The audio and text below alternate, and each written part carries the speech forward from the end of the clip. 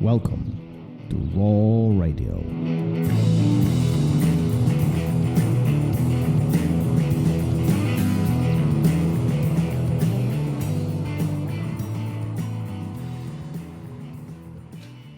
And we're live. Another takeaway. Here we are with another takeaway from Eli Knight. Man, what an episode. This might be my favorite one. I mean, except for the 5 minutes of making fun of Jim McGovern. This might be my favorite one. But man, my head is spinning in a million different directions. And the main thing for me, and I'm curious what you think, was the way how Eli processes information and his teaching style. And we're not only referring to jiu-jitsu in general, but just life, life in general. Everything is concept based. Yeah. Focus on the larger picture. Understand what you're trying to achieve.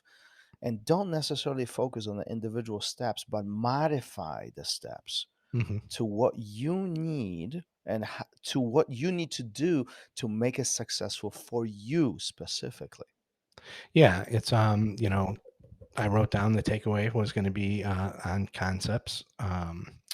And we talked a little bit about how jiu-jitsu is super hard for people and in the beginning. And I think it's because you have to take people out of their way of thinking and turn them into conceptual thinkers. Because there's just that immediacy of I've got to get out of this position, or I'm going to get smashed, or whatever it is. So you start flailing about, or spazzing, people like to say. And if you can think conceptually, you can slow down. You can think about just what we did in a private a week or two ago about in guard passing, going from 1 being the feet, 2 being the knees, 3 being the hips, and I got to go from 1 to 3. I can't go from 1 and skip 2. And I think to change people into conceptual thinkers is not easy, but it can be done. And it seems like Eli thinks that way, like you said, not only about jiu-jitsu, but everything else. And I know he definitely thinks about it when he talks about martial arts as a whole, or self-defense. It's always a broader thing. When I was doing my notes before this, it was like everything falls under an umbrella.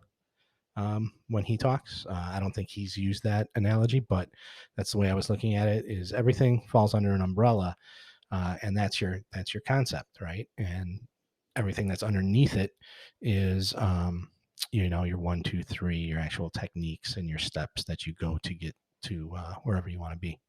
Yeah, and I think that's the more intelligent. I shouldn't say more intelligent. We're gonna have a lot You of should. haters I'm for this. talking. Yeah, I'm talking. It was intelligent. listen, it's the intelligent ways of educating yourself in a sense, right? Instead Okay. of memorizing things, you're trying to understand how things work. And knowing how things work, maybe not necessarily you will design your own strategies, but you can definitely pick which strategies to use, be a little bit more be a little you can put some intelligence behind your decisions. You're not shooting things up in the random. You're not just throwing things up in the air and hoping they stick. It is you making strategic steps towards the common goal that you have. What did I say? You just mixed another metaphor, so that's Oh, all I right. I'm going did. to write that one down too. Yeah. Well, it's on the record now. What did I say? Well, when you throw things at the wall, they stick. If you throw them up in the air, they're not going to stick. There's nothing to stick to. There's a, mhm. Mm-hmm. Yeah, Go Gary. ahead. Go ahead. There's a main concept of Mm-hmm. metaphors, okay, Mm-hmm. and there's Yeah. a million ways to slice a cat, okay, Sure, there is. Mm-hmm. and that's why this show is awesome. Uh-huh. Uh, but But going back to Eli, I mean, yes, please. what amazing story from his childhood, getting in trouble early on, young age, and making some tough decisions in his life. And based on those decisions, it seems like his entire life took a very different path than from his friends that he Mm-hmm. refers to, right? And from that point on, he starts building the system, if you will, of understanding concepts, understanding the larger picture of what's being achieved. And today, when he talks about himself as being an instructor and teaching his students jujitsu in particular, but also troubleshooting life and just going through emotions of life, he often talks about individual attention, one-on-one, be very specific, or of how you talk to your students and what you're trying to achieve, and customize things for them, because their success will heavily depend on that. Yeah, he said something that I wrote down, and it wasn't in when he was talking to us. He said it before, but it's jujitsu isn't meant to be taught in groups, and I think you can teach. Obviously, you can teach moves, you can teach techniques to a large group of people, but the concepts, I think that's when it becomes an individual sport, and that's when you get that individual attention, and you can start learning why, as opposed to just doing it. Right, you're learning why you're doing it, and how you're going to get through all the different techniques to achieve your goal.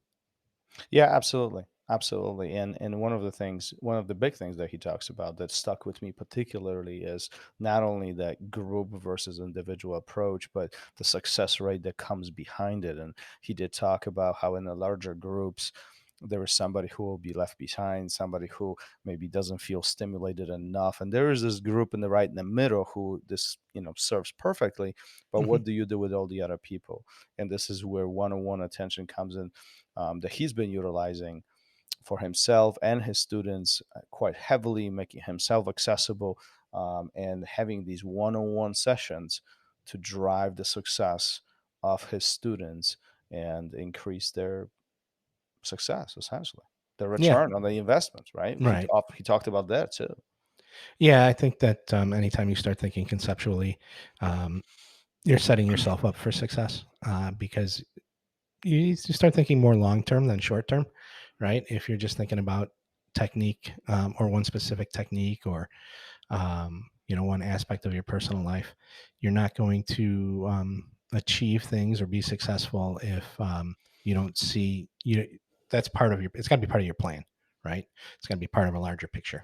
And if you have that narrow focus, you're not going to get there. How do you set success with your goals? What do you do to have that concept approach in your life? Just looking at the big picture, how excuse me, take a step back for a second. How is the decision I'm going to make right now affect things down the road? Right. Doesn't matter if it's with when I'm talking about raising my kids, or how I'm going to respond to an argument, or anything, at work. Um, what is my response now going to do for me and the people around me in the future? And you can equate that to jujitsu too. Maybe that's where I learned it. I don't know. Yeah, and you onto something there, because taking a look at the larger picture is really a key component of being successful when it comes to concepts, right? So I like to think about it as SMART goals. If you guys don't know what SMART goals are, look it up. But you set a goal for yourself, something that's achievable, something that's time bound, something that there is a timeline behind it, understanding what it will take to achieve that goal, and all the steps that will be required, within that at that point it becomes very measurable concept, right? And at that Hmm. point you can really see what will it take for me to get there, and then you can start working on some of those smaller things that will take you up to where you want to be. So just, I think, putting a little bit more thought, which Eli talked about quite a bit, right? Being off the mat, you're training twice a week. How much time are you putting Hmm. into jiu-jitsu off the mat? Are you thinking about it? Are you doing little drills in front of TV while you're sitting, or are you just sitting doing nothing, right? All those little efforts will add up together and have a huge return on your investment down the road. Yep, absolutely. I can't agree more. All right, shall we wrap this up? Yep, I think so.